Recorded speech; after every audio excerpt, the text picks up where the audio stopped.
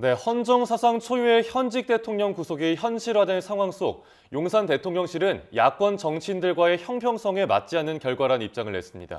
정진석 비서실장은 아침 9시 참모진 회의를 주재하고 대책을 논의할 예정입니다. 취재기자 연결해서 자세히 알아봅니다. 강민경 기자, 대통령실의 입장이 나왔군요. 그렇습니다. 대통령실 고위 관계자는 취재진에게 전달한 입장문에서 윤석열 대통령의 구속 결정은 다른 야권 정치인들과 형평성에 맞지 않는 결과라고 밝혔습니다. 이 관계자는 사법부의 공정성에 대한 국민적 신뢰를 떨어뜨리게 되지 않을까 우려된다고도 지적했는데요. 이름을 적시하진 않았지만 사법 리스크가 있는 민주당 이재명 대표를 겨냥한 걸로 추측됩니다.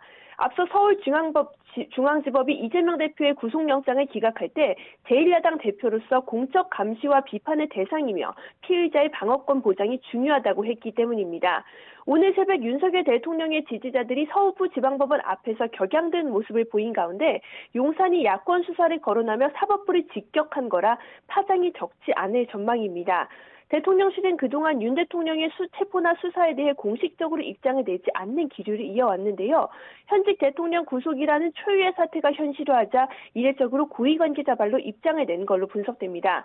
그만큼 대통령실 역시 이번 사태에 대한 유감과 반발 기류가 흐른다는 해석이 가능한 대목인데요. 한편 정진석 비서실장은 조금 전 페이스북에서 헌정문란 목적의 폭동인지 헌정문란을 멈춰 세우기 위한 비상조치인지 결국은 국민이 판단하게 될 거라고 적었습니다. 네, 대통령실의 향후 대응 방침도 궁금한데 일단 오늘 오전에 수석 참모진급 회의 열린다고요? 그렇습니다. 대통령실은 오늘 오전 9시 정진석 비서실장 주재로 수석 비서관 회의를 열기로 했습니다. 대통령실 관계자는 YTN과의 통화에서 윤석열 대통령 구속이라는 헌정사상 초유의 사태가 펼쳐진 만큼 대책을 논의해야 할 시점이라고 설명했습니다. 이 회의에서는 앞으로 대통령실의 역할을 모색하는 한편 국정혼란을 수습할 방안 등이 논의될 걸로 보입니다. 또 외신들도 이번 구속 결정을 속보로 타전한 만큼 외교안보 상황에 대해 집중적으로 검토할 가능성이 제기됩니다. 한편 대통령 경호처는 이제 윤석열 대통령에 대한 세부 경호 방안을 본격적으로 검토할 걸로 보입니다.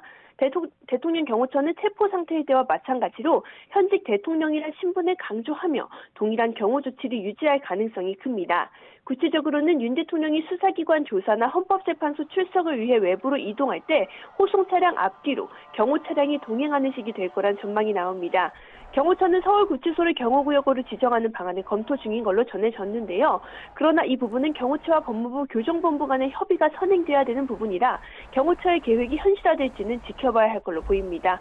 지금까지 정치부에서 YTN 강민경입니다.